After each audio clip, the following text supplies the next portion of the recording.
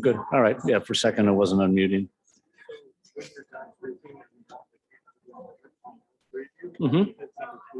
Okay. I'll come back after that and we'll do that. I'll do that. Okay. Great.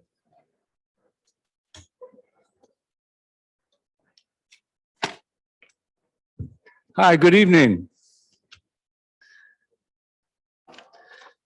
Good evening. My name is Joseph Mello, Director and Curator of the Galleries at Heron School of Art and Design, excuse me. It gives me great pleasure to welcome you to this evening's discussion. Before we continue, I would like to thank Edgar Fennell, whose generosity to endow the Faculty Chair in International Studies held by Orna Soltum has made tonight's event possible. Thank you.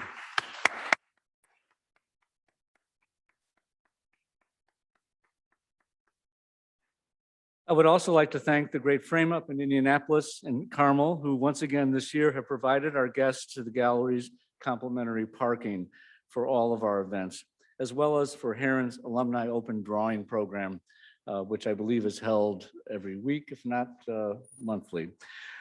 This evening, we celebrate the opening of our fall exhibition season with Tuguldur, Yondonjamts, Separated Geography from a Poem in the Berkshire, Reese, and Paul galleries, and Black and Blue on the Road with Jack White in the Marsh Gallery. A big thanks to musician Fats Kaplan, who is with us this evening, for generously loaning the remarkable posters that make up the show in that gallery. Thank you so much, Fats.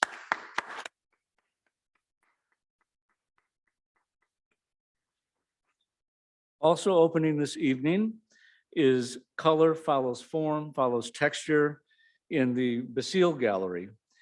And I wanted to make a note too that come October 6th, the artist, Jason Schneider, will deliver the annual Philip Tennant Furniture Artisan Lecture. I hope you're able to attend all three exhibits this evening and of course come back on the 6th for Jason's lecture. Before I introduce our next speaker, I wanted to thank gallery manager Marla Rohde for her incredible efforts to help us realize these exhibitions. I consider myself extremely fortunate to have her on the gallery team. Thank you so much, Marla.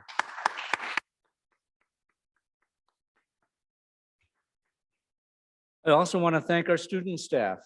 Without them, we wouldn't be able to staff our galleries and do a lot more. They're often involved in installation and deinstallation of our exhibitions, and certainly are the face of the gallery as you as visitors come to experience them. Thank you so much, students. And now it gives me great, let's give them a hand. And now it gives me great pleasure to introduce IUPUI's Executive Vice Chancellor and Chief Academic Officer, Kathy Johnson. Kathy.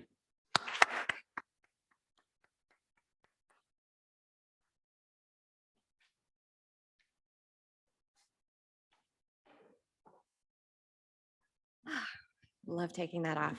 Thank you so much, Joseph, and good evening, everyone. I'm just so delighted to be here and to welcome you to this most auspicious event on behalf of Chancellor Padar and the rest of the campus leadership team. I'd also like to thank the organizer, Joseph, as well as his colleagues and the various supporters that were just mentioned as we welcome you here today on this very beautiful part of our campus at this wonderful time of year. It's just such a perfect night outside. We are just so fortunate to have the Heron School of Art and Design on the IUPUI campus. I'm especially grateful for the leadership role that it also plays for the arts community throughout the central Indiana region. I've actually spent most of my day today, believe it or not, I just did a quick change in my office. I have been at a retreat all day at the Indiana State Museum, and it was focused on the topic of intercultural communication and using that as a vehicle for faculty to better support our students from other parts of the world, our international students, as well as students from marginalized backgrounds, Black students, Latinx students, LGBTQ+, et cetera. It strikes me how critical the arts are to helping us better understand perspectives other than our own, how critical the arts are for helping us to make sense of the past and its complicated connections to the present, and how critical the arts are to helping students to understand and to learn about global issues through connecting with art as well as the people who create it. The Heron School of Art and Design is dedicated to the global learning of all of our students, as well as our campus internationalization strategic plan. One manifestation of its dedication is its development of new international partnerships, including those with Mongolian artists and art institutions. Internationalization is an integral component of our commitment to diversity and inclusion. I am so proud that Heron's International Artists in Residence series is bringing new modes of education to our students that add to the excellence of their classroom experiences. Every international artist that comes to IUPUI is able to connect with both undergraduate and graduate students across various art and design programs, for which I am deeply grateful. So thank you for being here this evening, and I'm very much looking forward to learning from tonight's lecture alongside you. Thank you.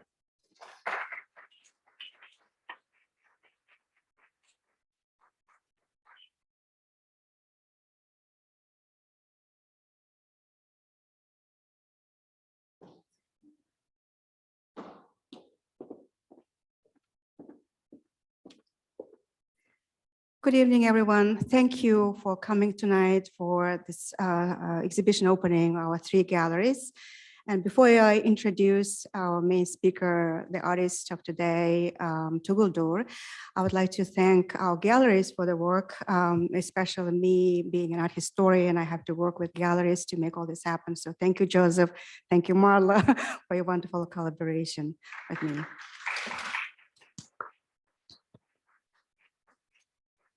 I also would like to mention that this exhibition will have a in conjunction conference tomorrow, which is organized by IU Bloomington's Mongolia Society, nonprofit educational organization, which is celebrating 60th anniversary.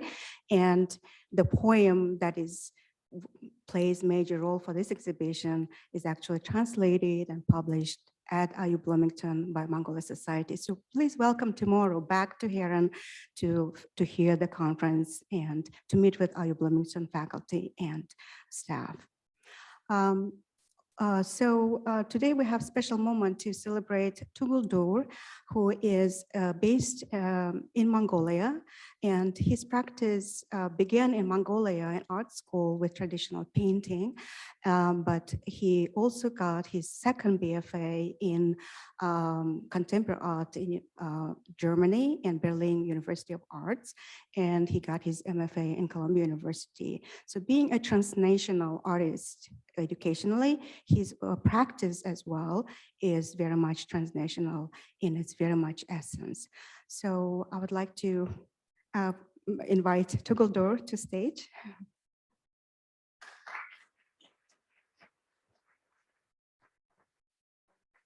Thank you very much.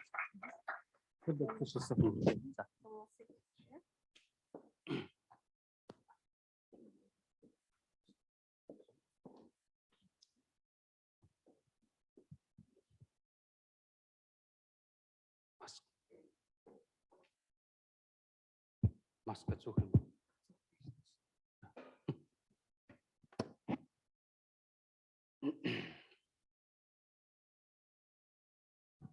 All right, so this lecture will happen as a conversation. Can you hear me all right? Huh? Okay.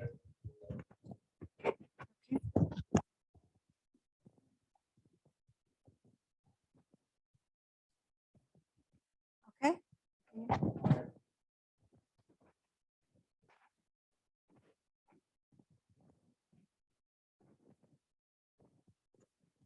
Okay, now, all right. So we'll go through slides to so that you can have also visual experience as well. So here is Mongolia for those of our students who are not familiar with the region, sandwiched between Russia and China. And so I mentioned just the background of the artist who has 2 BFAs, and his first background began in Mongol Zurak, which is a traditional painting style. And I will just show a few images, and if you want to say some remarks on this, your background, how it started with traditional painting. Yeah, okay. Thank you everyone for coming. And it is a big privilege to be here to show at this beautiful gallery. And I want to thank you for everyone who was involved in that event. And I felt very big support and help. And yeah, back in 90s, I started, maybe I should go just, yeah, okay. Back in 90s, I studied traditional Mongolian painting, and probably I made these type of smaller or bigger paintings, and been usually duplicating also Tibetan Tanka paintings and learning the techniques. Also study about the pigment and so on. Yeah, And this is has a special meaning for you, right? This drawing.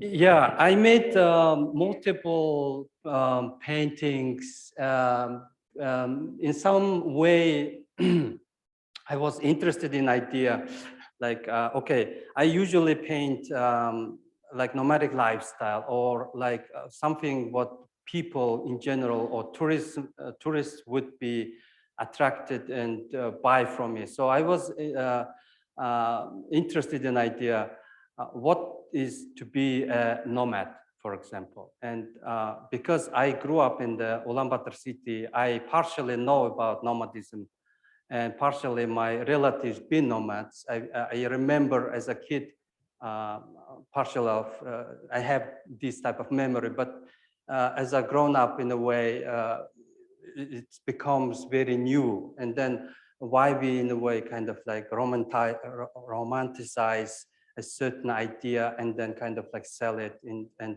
miniature paintings, of course, it can be very beautiful. So I was then interested in idea of what is a nomad. So must be a time and that we all talk about. So that like idea of sleeping nomad was came like as a first in a way kind of like trigger. So that was one of the drawings that I used to make a nomad sleeping on the horse. And then you moved to Berlin, and this is where you shifted really your practice from traditional drawing to Yeah, contemporary. Right? yeah. Just a few words maybe on this. Yeah. Of course, after traditional trained as a traditional painter, to go to Europe was very different.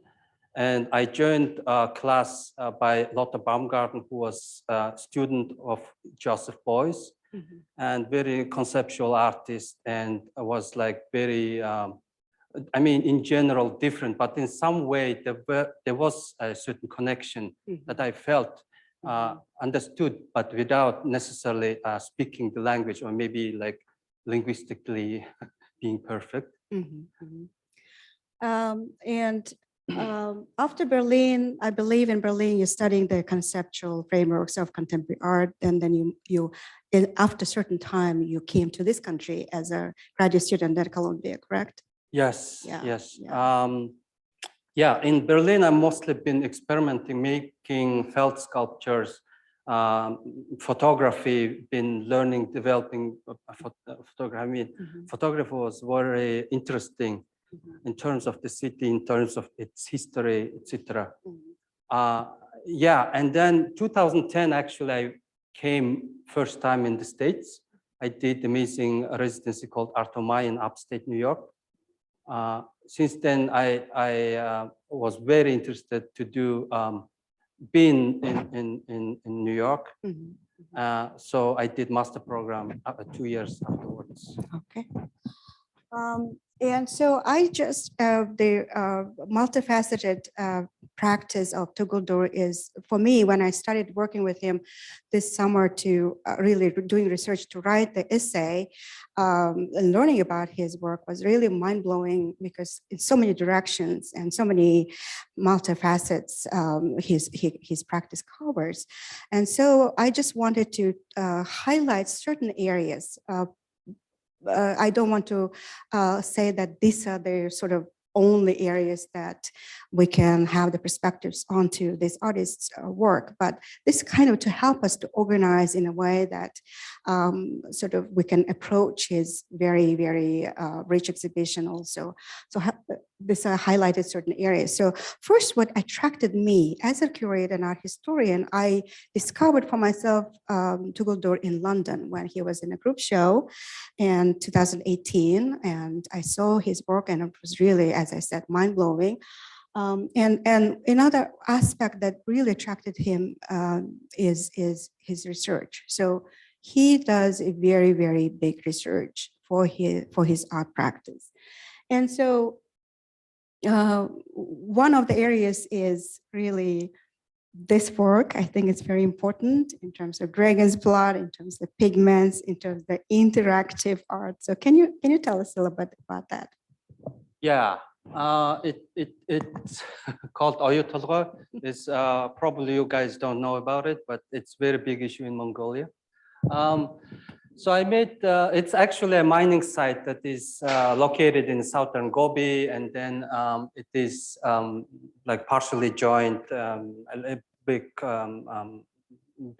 company, mining company.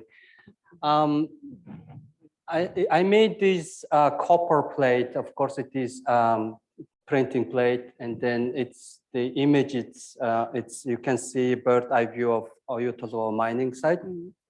And you can see it is a grid of like English alphabet, 26 by 26. And then there are magnets on it, and you can actually play chess or play type of board game on the plate.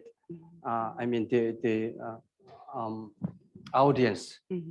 So through that, it becomes kind of like you can print the time since it starts in a way. So it become kind of very scratchy plate. I printed several times. Yeah, not very, I mean, aesthetically beautiful, but it's actually a good process in a way. And we will see that it will reappear in many of his further works. And the topic of antipode, we will be talking, we will hear this word antipode throughout this because it again, it's a recurring theme and recurring motif also in his works. One of the paintings, one of drawings in our exhibition is this one, quite early work, and has interesting also different pigments included. So please tell us about this. Yeah. Of course, antipode is more about geographical opposites. And then I did a project that I went to Chile, and Chile is opposite side of Mongolia. And then I called my father, and then we played chess from different parts of the world. And then, of course, I lost. I always lose. I mean, he's always good. Yeah, to Chile, I brought my son. He was 7, I think, that time. And that was kind of like communicating from opposite side of the world. In the same time, it was for me kind of go to space or reach certain planets. So it was for me a very unimaginable event, but also for my kid. So I made, of course, many drawings, but there are 2 very important. This one I made before I went to Chile. And if you see, I mean, that the drawing is in the gallery. So you can see there is lines, and it's actually a chessboard moves. I played chess with my son, and then you can see dots. There is jarosite pigment dots and dragon blood dots. So jarosite is also available in Chile, but also in Mongolia, but mostly in desert areas, including Mars. And dragon's blood is a pigment originally from Yemen. And of course, it's been used in very different ways. I've been also a bit reading a little bit about it, and then discovered that Greek heroic man Heracles killed a dragon, and that dragon's blood turned into cinnabar tree that grows in Yemen. And the reason of that tree is actually nowadays called dragon's blood, and then you can purchase everywhere in pigment stores. But the sister of that killed dragon was in a cave between Black Sea and Caspian Sea. And then there is a legend that the Scythian first king was kid of that female serpent and Heracles. Yeah. And then that Scythian been actually trading with Huns or like with Mongols in a way, in ancient Mongols, in Altai mountain region in a way. So I kind of realized, I mean, even this story seems like partially like legend, but partial, of course, it's fiction or whatever. But in general, how the pigment from Yemen can actually kind of reach Mongolia was interesting. But also last year, there was a bird that actually, Woodpecker. yeah, sorry, I forgot the name, but there is a bird that actually migrates from Yemen to Mongolia, and then it arrives in around June in Mongolia. So anyway, dragon's blood is So- important pigment for you, and that's the Exactly. kind of circulation of knowledge Yeah. is important Yeah. kind of journey that even in Yeah. pigment you Yeah. can sort of Yeah. relate to. Yeah. And I was also reading that even Italian Renaissance paintings were they're using dragon's blood in early days because it's less poisonous than cinnabar. So vermilion color yeah. is well known color, of course, from all times, and it's dragon blood that is used. Yeah, just one sentence about this one. Before I went to Chile, I was mostly kind of like, I visited Natural History Museum and then been making drawing study of Mongolian kind of dinosaurs Yes, or I fossils. did. You can see We maybe see on the some- bottom a little bit. Yeah, we see some The details here. of Photociraptor. this. So in Yeah. general, I wanted to Right here. multiply these fossil drawings into like, yeah, that is the other one. Yeah. Yeah, that one is also from the Natural History Museum. There is Tyrannosaurus Rex, huge skull is on a vitrine on display for everyone. And then, of course, we know that that dinosaur in fiction or in the movies mostly fight King Kong. And then I also discovered that if you see that skull from behind, in a way, from in the back, that skull looks quite like a monkey face type of, and then I realized it's like one object, but it has a fiction and fact in one. Yeah, I made the previous one I did with the dragon's blood. This one I made with the charcoal, and actually I showed it in Natural History Museum in a real vitrine. And this is a part of the installation you had Yeah, there, yeah, right? Yeah, yeah. for that, yeah. And then you do also research further on even today, and you will see the photographs in the gallery, but is traveling across Mongolia, Altai Mountains, Gobi Desert, the Yeah. scientific recording, collecting of your knowledge. Yeah. Yeah, I mean, not just me, but several artists been traveling in some areas of Mongolia. And for some of them, it was very new experience. Some of them, they do more advanced things. For me, we went to Gobi, also to like very paleontological site, but also we went to Altai, western border. So I've been collecting rocks, but then also been thinking about the space, and so particular in this case, it's very fossil-looking shapes, but they are not. They are formed by sand, wind, and rain, I guess, but they really look like fossils. So I've been kind of collecting this two-dimensional information and then making these 3D objects they kind of look also like fossils. Yeah. There. So these are soft sculptures that are also displayed in the gallery. Yeah. And then this is also part of Yeah. collecting the pigments. Of making the Yeah, these 99 pigments, I've been, I mean, I don't know when I started, but I usually collect rocks as like all we do in general. Some of them, of course, are very important sites that we had dreams of certain events, but some of them mostly from the city, from the coal. So why 99 is mostly related to that poem. The very big part of the poem was the protagonist's travel through kind of 99 year of distance. So it is in a way. And here you have your handwritten notations Yeah. of the places where where you collected these pigments, correct? Yeah. And then so traveling across borders, of course, is important for your practice. Wherever you travel, you have kind of mentalized your thinking processes, right?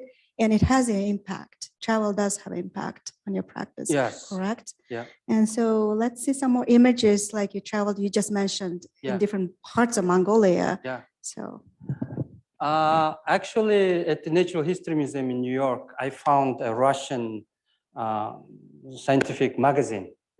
And then I found it out that in 1979, a joint team of Russian-Mongolian paleontological team, they've been searching, of course, dinosaur fossils, but found crocodile one.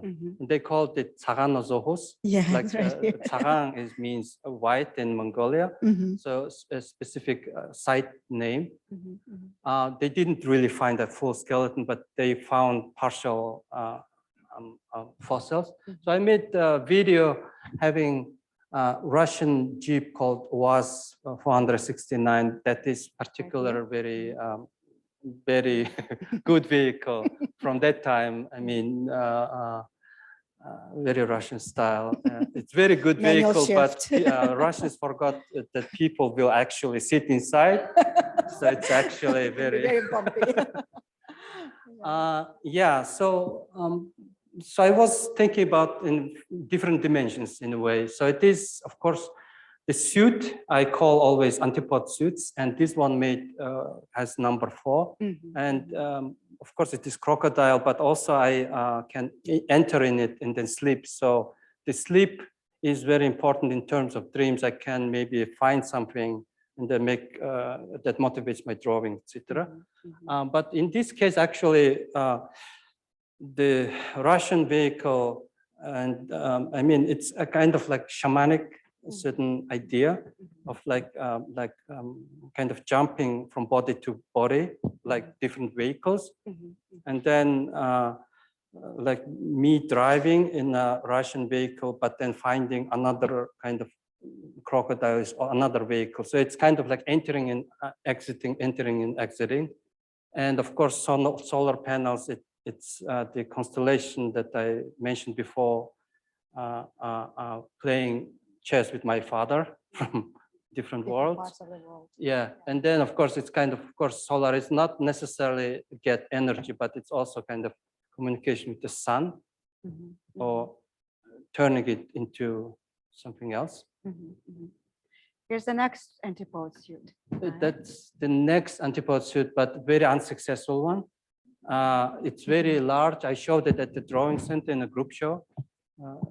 Yeah, and then it's also, you can enter into it, but you can really enter and then really go deep because it's like, of course, Huge. serpent. And But, it's named after that Greek mythology you were mentioning. you know, Ladon dragon. exactly Yeah, that yeah. killed dragon called Ladon, and Ladon then dragon, I yeah. wrote exactly using this type of coding on that skin of that serpent. Mhm, mhm. And I did actually video in Mongolia. I was trying to kind of do something in the river, thinking that this monster will be alive in the river, Mhm. will look good, but also I can go inside, etc. But it was very unsuccessful in terms of physically, that body becomes very heavy if it gets water. Mhm. It become really a monster. Mhm. So I couldn't really manage it. Mhm, And the drone collapsed, everything collapsed, and we struggled. So it was very unsuccessful project. But for me, I understood because I respect nature very much. In this project, I felt the nature actually. mhm. So I cannot always have what I want. It's like there is the The certain force of force. nature. Yeah. And that was your kind of also another moment of realization Yeah. that you were mentioning, right? Yeah. Here's another connection to the Greek mythology you're talking about, Echidna and Yeah. Lydon calling siblings. Yeah. Yeah, it's also quite a similar story. Calling the siblings. Yeah, I was interested in this type of like. And Echidna landscape is another. Yeah, I part made of that, yeah. several drawings Uh-huh. according to that, mostly imaginary. Mhm, mhm. yeah. And this is the one where you were also imagining the topology when you were traveling in Chile. You were collecting your recordings, and Hmm. you were telling me that the knowledge comes not only through awakened state, but also through dreams. But Yeah. you were recording it, Yeah. an imaginary landscape, as well as what you saw, all comes into this kind of Yeah. parts of your drawings, Yeah. right? Yeah. Not this one, I think. Mhm. Next one. Mhm. Next Oh, one is yeah, this I one, mean, yeah. the previous one, it's mostly, this one is imaginary. Mhm, mhm. This So is the yeah, I same had gallery. my Richard Titan yeah gallery. solo exhibition in 2017 in New York, and I had the privilege to show my video work and solar panels and drawings. Mhm. So another aspect that is very interesting about in Tuguldur's work is connection with science and really highlighting, finding various ways of communication. And communication is not only between people or between cultures, but with other worlds. And he will have this kind of keywords that he uses a lot in his work. So we will go through this now. And this is very important falcon drawing. So tell us about it. Yeah, my favorite work. Yeah, I made the book mostly been thinking about falcons, so I call it falcon drawing, and then there is falcon capturing and falcon kind of selling and exporting issue in Mongolia. I mean, I think it still exists. Mhm. So it is more like a diplomatic relationship that very VIP guests can get a certain endangered animals, in Mhm. this case, falcons. Mhm. So I decided to visit places where they usually captured. I have actually a friend who was talking about how they capture it using other birds and so on, and where, etc. So I visited these places, and then, of course, as a human being, you walk around the landscape, and then you kind of imagine how the birds Mhm. are captured. Mhm. So I made the book. In general, if you flip around, there are kind of a falcon view of landscape, and then if you flip around, the pages become empty, kind of symbolize the capture. Mhm. Mhm. And I mean, this book in a way, it is kind of animation. Mhm. If you flip it, it's also, there is certain time, and then things change. Yeah. Generally, the Antipode project is Yeah, very important I for made you. different Yeah, experiments. And Yeah, yeah. this one is another chessboard, but this one has Mongolian alphabet size 35 by 35. Mhm. There is certain landscapes are kind of polluted Mhm. in a way. So you play like with moves. Also with studio visits with different artists and art professionals. I played actually Mhm, the game. mhm, mhm. And so the idea of the space of this kind of suit, antipode suit, also That one this I is the one mentioned you, that, yeah. the topography, imaginary and real one that you're collecting from Chile, right? Yeah, the traveling to drawing, Chile, what I'm showing here was I made before I went to Chile, and this one I made after. Mhm. So it's actually a real landscape, what I saw, and there is kind of map, and there is written where I did what, and Uh-huh. And the idea of this antipode suit, so ours, which was showing in this gallery, is number 6, correct? And that was as number 2. And the idea also comes to this little from guy, this yeah. little guy. So tell us about this little guy. 2019, was very interesting for me. Free artists been a part of kind of program where in northern Mongolia there was archaeological team searching, of course, objects, and then Free Mongolian artists could join that, and so there've been a lot of historians, different scientists, and then we hear that they're talking about Mongolia in 6th century, and then called Uyghur time, and then I've been asking the historians, is Uyghur, is that Mongolian script originated from Uyghur? And then I asked, like, of this Uyghur relate to Uyghur Mongolian script, and they said, yeah, of course. And then I start to collect bones and wood resin. And then I made this sculpture.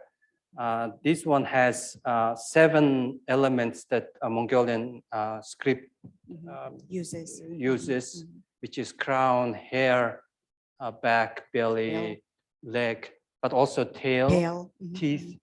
Yeah. And so tail makes it not human. And then, of course, we usually also talk that Mongolian first Hunnu dynastic dynasty. Yeah. Okay, Yes, the Hunnu. step I is mean, called the it's, step. the origin word is Hun. Hun means human. And then, okay, they start already talk about like who is human and who is not. But then it seems like these all species kind of like interact each other. Yeah.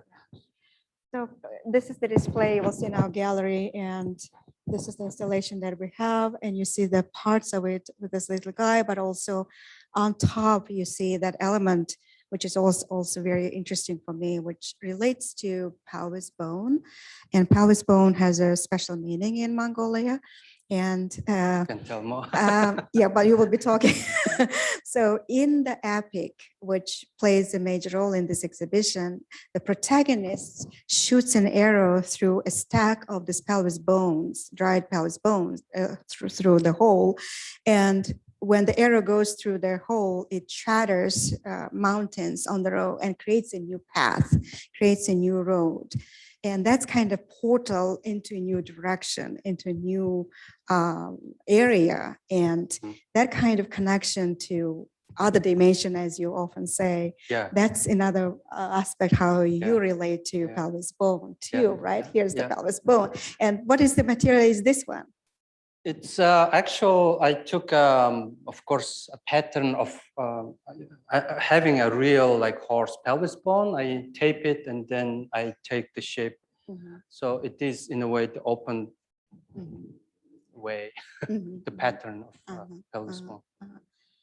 So, and also in that installation, that portal is connected to the pelvis bone now made with crop circles, right? Yeah. And the crop circle is another keyword in his practice, which it relates him to this pseudoscience which was happening in the United States and UK in 1990s specifically. And that's about crop circle. You will see in this exhibition, crop circle in this installation. There are several of dimensions, right? Yeah. Sizes of those. So tell us about that, the meaning of it.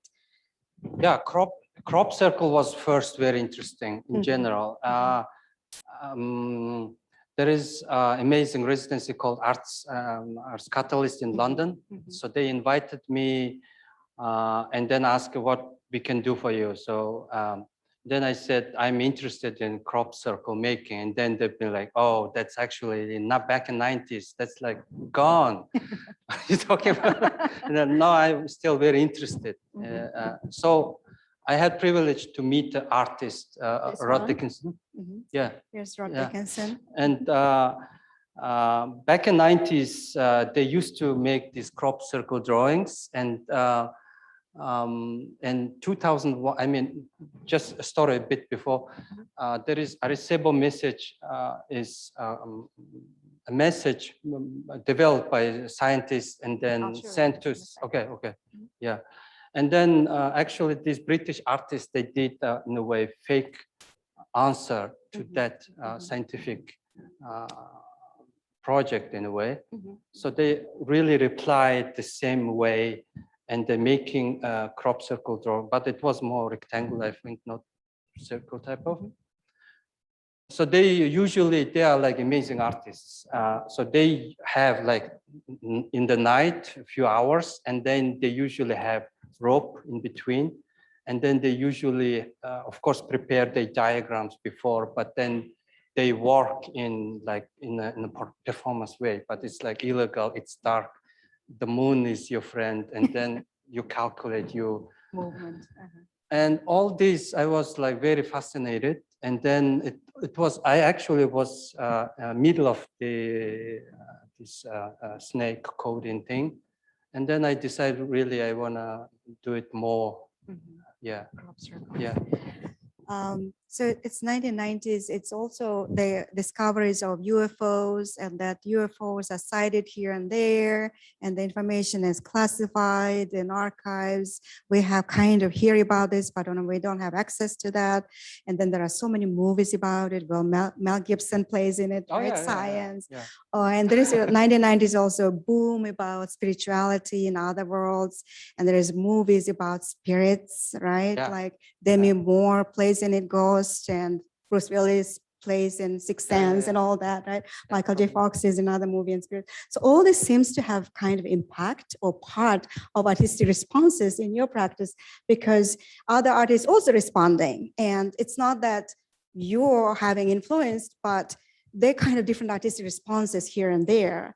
And Rod Dickinson's one response, crop circles, and UK artists, British artists having those crop fields.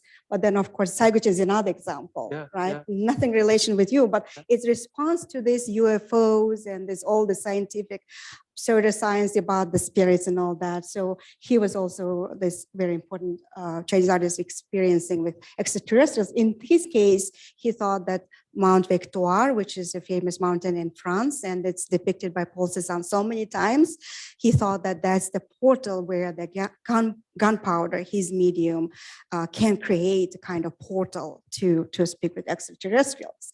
And so extraterrestrials become your topic and connection to Arichiba message. So tell us, what is Arichiba message?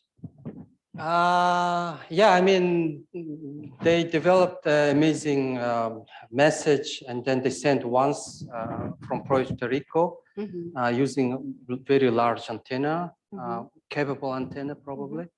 And then the language they call binary language. So I guess nowadays the computers all work that way with zeros and ones. But that message sent in '74 was also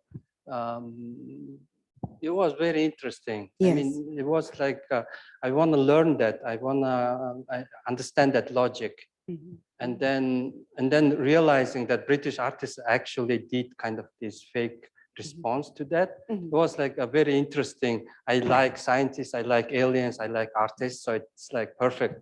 Can become perfect for a project.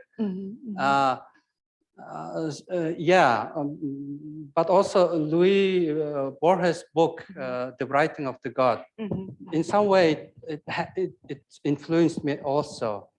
But in general, if I can say, if we see animals or the patterns, it seems it's not just beautiful. I mean, it seems they have certain message. Mhm. Or it's not just what they eat or in which geographical location they live, they become what they are. But I think they are very, very interesting. So if there is possibility to decode Mhm. or make a work relate to that, could be like very interesting. Mhm. So that's why I've been working with this.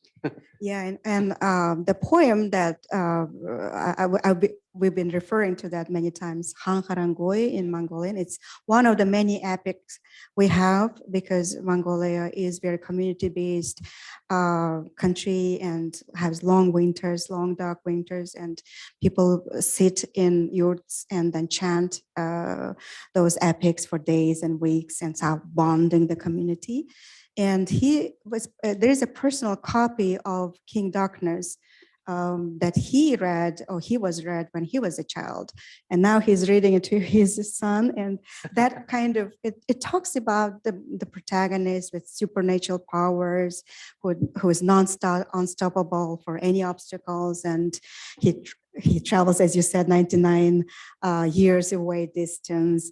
And then he created that alphabet then for based on Arichaba message to decode that particular book, Hangharangoyo or King Darkness, into this binary language.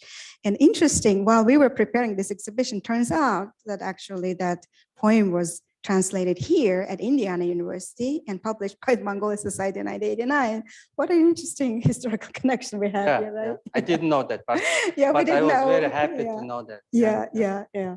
And so I saw the excerpts of that book in Genoa, right? That's the next exhibition that I went to see because I was so much interested in your research. And that King Darkness, you told me there's just excerpts were there, right? And we have now the entire book, the entire visual book. Here we have it, right? Yeah. So tell us how you created the alphabet and how the processes of it. Yeah, as first of all, Hangharango is amazing story, but of course it's very heroic, it's very strong and powerful. But then in a way, I translate it as a darkest dark. Maybe I'm very wrong, but it's still, I'm an artist, I can interpret by myself in a way. So darkest dark fights with the heaven's son, and then heaven's son supposed to be a good guy, but that guy actually sent a mina bird to darkest dark to poison him. The mina bird is also very important part, because in general, poem is very ancient, and but it was become different time to time, through different times, through Buddhistic time, through socialistic time. So with all of this, the poem changed a little bit, and then one of them is actually mina bird. And mina bird is actually originated from India or Southeast Asia. And actually the video sound of mina bird is recorded in India. My friend's friend did it. So it's the sound of an actual bird. Exactly. So it's not really native to Mongolia. And it actually has connection to this Buddhistic time, also kind of is present in the poem. One hint. But also another part, amazing story, but the protagonists come home very successfully, and they have big party, and then the father of the protagonist gives them name of insects, and so they become like type of different flies, and that is very ambiguous ending for me, and that's actually very big reason why I decide to do that, because it's not necessarily, it's about very large distance. It talks about almost like space journey type of events, but then it becomes like very tiny insect. Yeah. for So example. the kind of transformation and flux, the state, Yeah. existential, Yeah, right? Existential Yeah. thinking of being, of the Yeah. state of being, yeah. right? From Yeah. from here now and yeah. And well, of course, as I mentioned a bit before, I wanted to understand the logic of Arecibo message. mhm. And then, of course, I understood it's actually very possible. There are just numbers and then how to put. And then I simply using this methodology to do it from Old Mongolian script to binary, but partially also from Cyrillic Mongolian to Mhm. binary. And in display case in exhibition, there is a special area where he shows the system, right? Tuguldur, yeah. Yeah. From the vertical, so Mongolia uses two scripts, vertical, traditional, and the Cyrillic. And you will see there his personal copy of the poem in Cyrillic script, but there's a vertical script when you have the system there, right? The coding of translating it from the script to the binary language, correct? Yeah. Was very painful experience. How long did it take? Many years. Many I years, had yeah. help and just the way to translate it. And then, I mean, it's painful. If you make mistake, you have to start again and count everything. So it just simply, some friends proposed me just, I mean, IT people can actually make program and then you just they do it in like minutes and then they just print it out. But I didn't want that in some way. Even the mylar was printed with the snakeskin structure. I painted with my hand. And if you see more close there is, I use pigments very relate to Mongolia. So there is malachite, which comes close to copper, turquoise, and there are gobi sand elements, and these pigments especially very quite relate to Mongolia in a way geographically. Yeah, so even it's a small object, but it took more than 2 years. Just Of course. yeah. The actual translation that we also put into the display case is 64 pages. So anyone is interested to read the Hope poem. one day the aliens will read, but probably they will read in English or Mongolian. It will be easier, way easier than mine version of. There was one torturing. question when we were having a preview.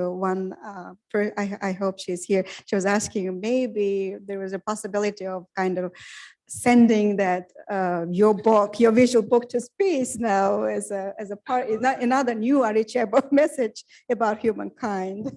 Yeah, I hope. Yeah, on that note, it's just a couple of highlights about his practice, but please feel free, we have time for quick questions, right? Yeah. Anyone wants to ask questions or make comments, feel free. Go ahead, Janet.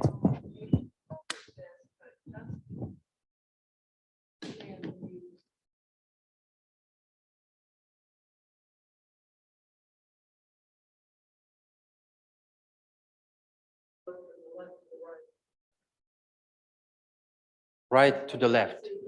Right to the left. If I see it like this, it goes this way. Right. Yeah.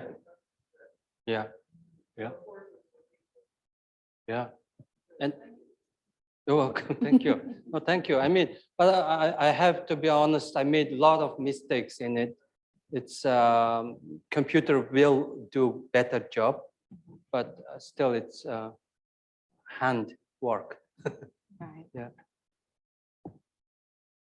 So when you're looking at the snakeskin, Yeah. and you see the different dotted colors. Yeah. That's the language. Periphery on the top. It's it starts by the head, and then it is simply it's actually just it's entire poem, and yeah, there is no more information. I just keep just in a way translating into. Yeah. It's unfortunately, it's not too clear right here. Do you want to point and show like a little bit? There's Obviously, I cannot read it.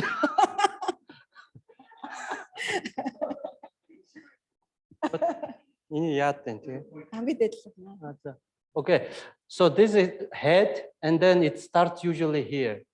And then in this case, it starts over there.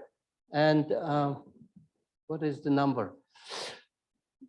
So usually in the front, it is written the numbers 1 to 10, and then the title, and then which part. And then, of course, there are numbers I wrote next to pigments, for example, 1648 or something like that. So I'm starting from that row, like writing down. Yeah, yeah. Alphabetin var işte. So the alphabet, it starts from here, it goes all the way like this, and it ends here. And somebody who can read Old Mongolian, this is letter A, the beginning, the middle, and the ending. And the ending has tail like this. And then more closely, you can see, you can even kind of count which ones are zeros and which ones are the ones, in a way, if it makes sense. I'm sorry, but it's it was very torturing, complicated, but then with the time it kind of makes sense.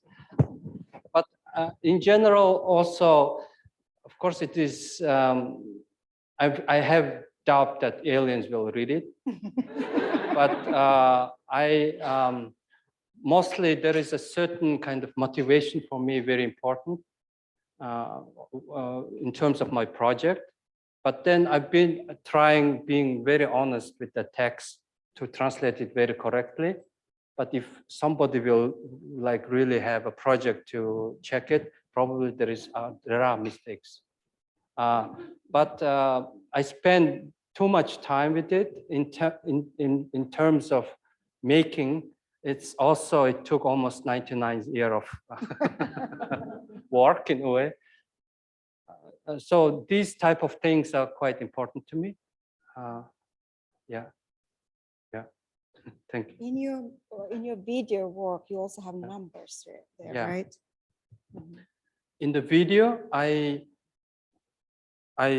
you had the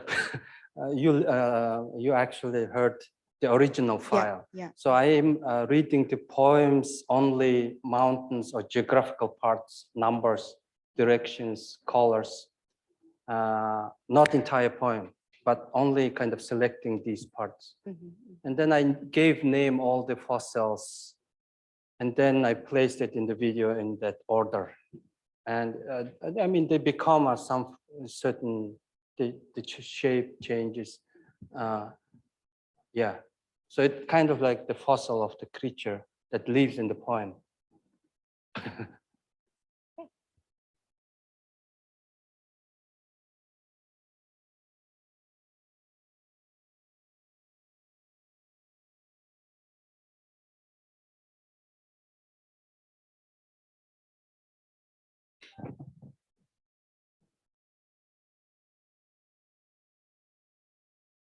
Mm.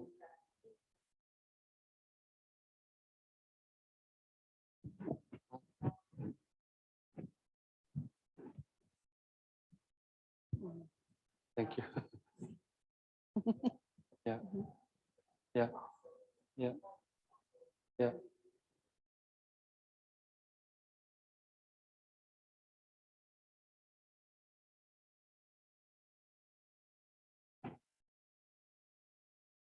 Yeah.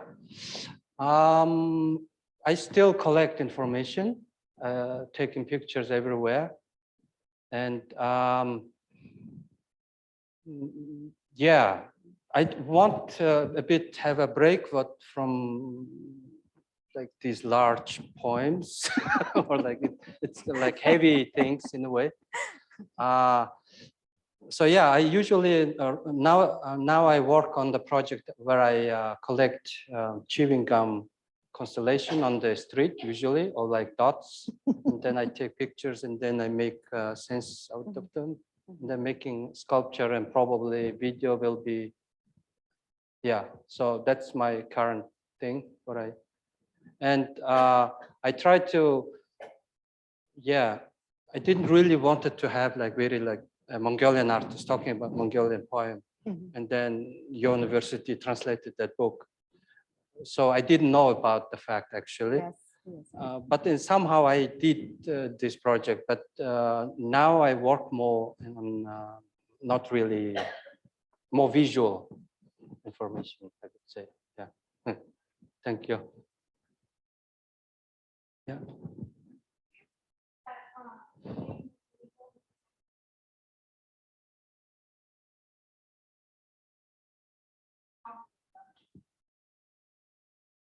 Yeah.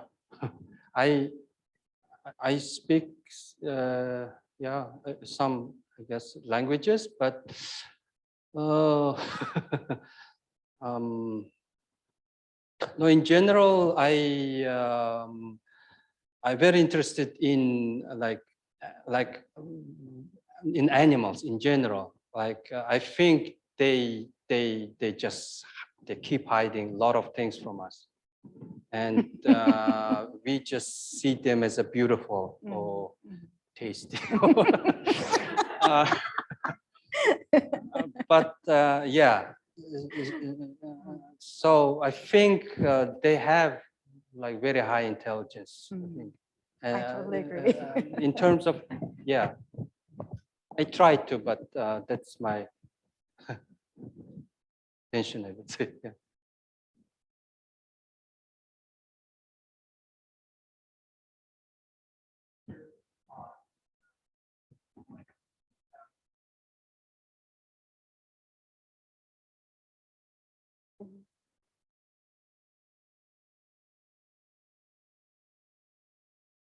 Yeah.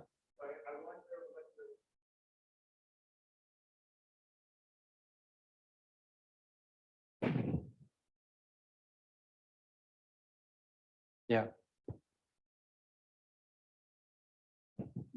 Yeah, you're right. Indeed, mapping or maps are very important part.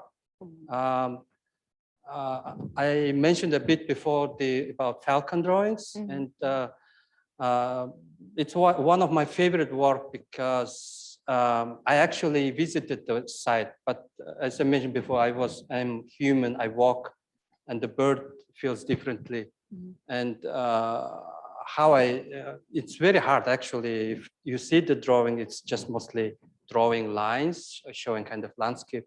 But then in a way, I've been trying to walk, but also kind of feel this landscape, and not necessarily like 100 to 100% to show it. So it's more about kind of this kind of trying to connect with different species, but walking on the same landscape. It's mostly, I think, trying than accomplishing. To me, it feels like you're seeking kind of establishing or feeling, perceiving your connection with that location, wherever, even maybe when you're just walking, you're realizing it with your body, but in your sleeping, you're willing to have some dreams. Yeah. So that kind of perception shapes, right? And eventually what you're seeking, if I understood, is the connection.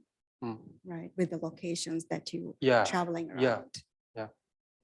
Yeah. I hope you have interesting dreams here in Indiana. I wake up around 3 a.m. every day. Yeah. But I think it's jet lag. For now. Yeah. Yeah.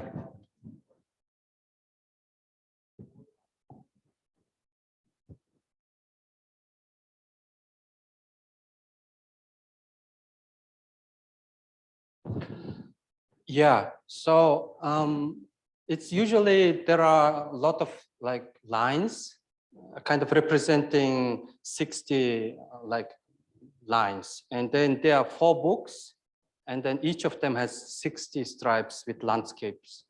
And then it was mostly based on 2011 report that as Mongolia exported 240 falcons to Saudi Arabia. And then I've been mostly, there are 4 books, of course, East and West Mongolia, North and South. And then each line actually kind of looks like a 8mm film stripe, but it's mostly like hand-drawn landscapes, imaginary, of course. And then it ends like with a falcon hood. And then it's kind of symbolized that they are captured. So if you flip around, the pages become emptier. So means they are actually captured and ready to export. And then there is also an interesting idea, maybe relate to mapping, that these birds actually captured having hoods on the head, and then they are placed on a plane, and they flying species fly with our made flying instrument or vehicle or etc. to different landscape. And then it's not very sad in terms of like they're disappearing, falcons disappearing, but it's also about changing landscape, a species that go to another landscape and then start to scan maybe different landscape. So that is kind of this thing, maybe relate to memory, maybe relate to different landscapes and mapping. So yeah, the book was very, I mean, I love my book because it's, I like animation, I like moving images, very inspired by films also. And having this type of like a timeline or sequence changing, but very simple way. Yeah, thank you. Other question? Thank you. Thank you.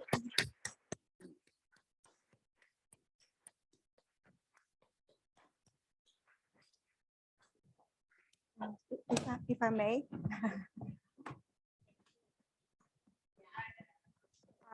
I just want to invite the embassy representative, Tilmung is here. So given the occasion of Mongolian artist, third secretary in charge of art, culture, and education is visiting Indiana University, and he just had a trip to Bloomington to talk about tuition and students, and so we can have more this kind of events, and we have enroll more students here from Mongolia, and so we are grateful to your visit, Telmun, and please say a few words. Thank you so much. Thank you so much, everyone. And I'm sorry for my delayed presence here, but just a few very short briefings. Distinguished guests, ladies and gentlemen, indeed, it's my honor to be standing here for the opening of the great exhibition of the Mongolian contemporary artist, Mr. Tuguldur. I want to extend my appreciation to the Professor Runchimek and to the esteemed IUPUI's staff and colleagues for their tremendous work. I mean, through these events, cultural events, there's a great prospect in increasing cross-cultural understandings between Mongolia and US, and these kind of events, cultural events especially, deepen people-to-people connections. Currently, we have cultural big phenomena such as the Who Band, which introduced new rock music type, and which is doing their second tour, USA tour, these days now. And we have Mr. Chingun, who is a Nickelodeon star, who's a rising Hollywood star, who's a second generation Mongolian, and who is a great cultural representative. And history shows that regardless of our geographical distance between us, the size of our land, Mongolia and USA have always been bound to close together with curiosity and mutual warm feelings. while attaining stronger bonds of friendship. Again, I wish Ms. Runchimek and Mr. Tuguldur all success in the exhibition, and thank you very much. And I hope you enjoyed this as much as anybody will. Thank you.